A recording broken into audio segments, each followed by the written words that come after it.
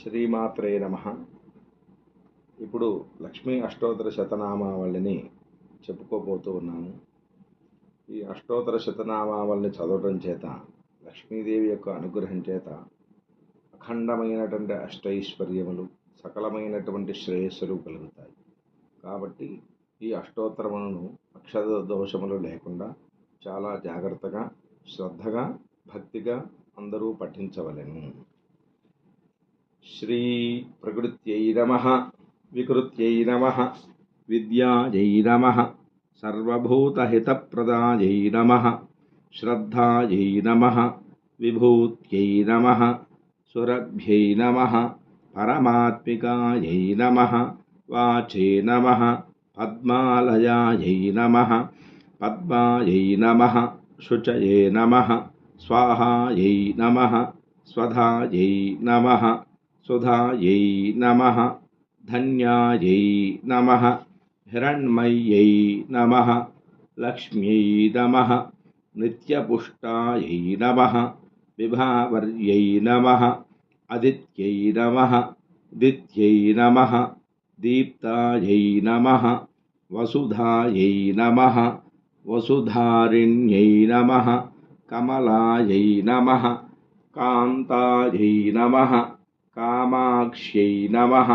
క్రోధసంభవాయై నమః, అనుగ్రహపరాయై నమః, బుద్ధయే నమః, అనఘాయై నమః, హరివల్లభాయై నమః, అశోకాయై నమః, అమృతాయై నమః, దీప్తాయై నమః, లోకశోకవినాశిన్యై నమః, ధర్మనిలయాయై నమః, కరుణాయై నమః, లోకమాత్రే నమః, పద్మప్రియాయై నమః, పద్మహస్తాయై నమః, పద్మాక్ష్యై నమః, పద్మసుందర్యై నమః, పద్మోద్భవాయై నమః,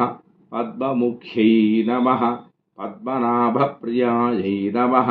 రమాయై నమః, పద్మమాలాధరాయై నమః, దేవ్యై నమః, పద్మిన్యై నమః, పద్మగంధిన్యై నమః, పుణ్యగంధాయై నమః, సుప్రసన్నాయై నమః, ప్రసాదాభిముఖ్యై నమః, ప్రభాయై నమః, చంద్రపదనాయై నమః, చంద్రాయై నమః, చంద్రసహోదర్యై నమః, చతుర్భుజాయై నమః, చంద్రరూపాయై నమః, ఇందిరాయై నమః, ఇందుశీతలాయై నమః, ఆహ్లాదజనన్యై నమః, పుష్ట్యై నమః, శివాయై నమః, శివకర్త్యై నమః, సత్యై నమః, విమలాయై నమః, విశ్వజనన్యై నమః, తుష్ట్యై నమః, దారిద్ర్యనాశిన్యై నమః, ప్రీతిపుష్కరిణ్యై నమః, శాంతాయై నమః, శుక్లమాల్యాంబరాయై నమః, శ్రియై నమః, భాస్కర్యై నమః, బిల్వనిలయాయై నమః, వరారోహాయై నమః, యశస్విన్యై నమః, వసుంధరాయై నమః,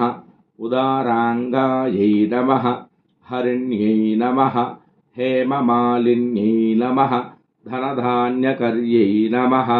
సిద్ధయే నమః, స్త్రైణసౌమ్యాయై నమః, శుభప్రదాయై నమః, నృపవేష్మగతానందాయై నమః, వరలక్ష్మ్యై నమః, వసుప్రదాయై నమః, శుభాయై నమః,